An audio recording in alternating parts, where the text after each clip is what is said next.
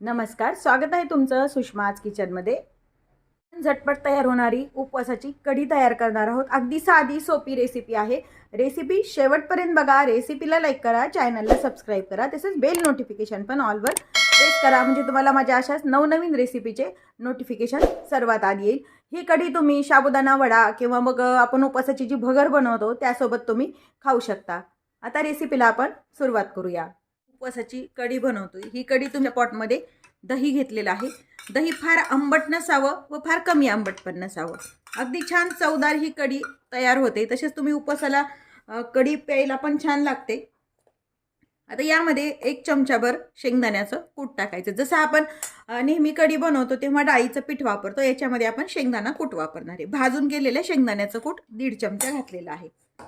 आता हे मिक्सरला फिरून घ्यायचे। सुरुवातीला पाणी न टाकताच दही आणि हे कूट छान फेटून घ्यायचे आपल्याला मिक्सरवरती। दही आणि शेंगदाण्याचं कूट छान फेटून घेतले, एका भांड्यामध्ये काढून घ्यायचे। मी साधारण 1 ते 2 वाट्याच कढी बनवते, त्यामुळे थोडंसं दही घेतले। आता यामध्ये आपल्याला आवश्यकतेनुसार तुम्हाला जितकं पाणी हवंय तितकं पाणी यामध्ये टाकून घ्यायचे। जे किती तुम्हाला पातळ कढी आवडते आणि कशी। कढी तुम्ही आपली प्लेन भगर जरी केली ना त्यासोबत पण अगदी चवदार लागते। आता हे आवश्यकतेनुसार आपण पाणी टाकून घेतलेलं आहे। यामध्ये आपल्याला फोडणी द्यायची। त्यासाठी मी गॅस सुरू करून कढई गरम करायला ठेवली। शक्यतो स्टीलचं भांडं वापरा, ॲल्युमिनियमचं वगैरे भांडं वापरू नका तडका देण्यासाठी, नाहीतर काय होतं आंबट पदार्थ ॲल्युमिनियमच्या भांड्यात शक्यतो करू नये। त्यासाठी मी इथं अर्धा चमचा साजूक तूप टाकते। हे साजूक तूप मी घरीच बनवलंय, अगदी रवाळ साजूक तूप तयार होतं। याची रेसिपी तुम्ही माझ्या सुषमाज किचनवर पाहू शकता। यामध्ये मी तूप टाकून घेतलेलं आहे।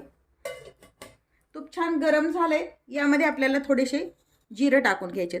जिरे जर तुम्ही उपवासाला खात नसता तडतडल्यानंतर हिरव्या मिरचीचे 2 हिरव्या मिरच्या घेतल्या, त्याचे मी तुकडे करून घेतले। तुम्ही मिरचीचा ठेचा पण वापरू शकता।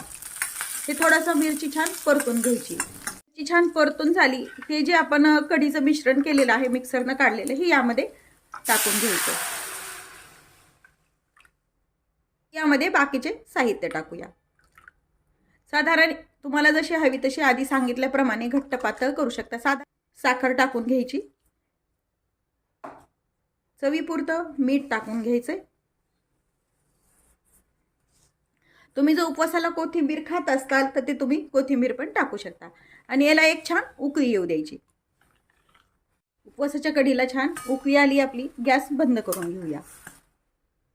तयार आहे आपली झटपट उपवासाची कढी। ही कढी तुम्ही भगरीसोबत, प्लेन भगर किंवा मग बटाटे वडे जे उपवासाचे बनवतो त्यासोबत किंवा साबुदाणा वड्यासोबत पण अगदी चवदार चविष्ट लागते।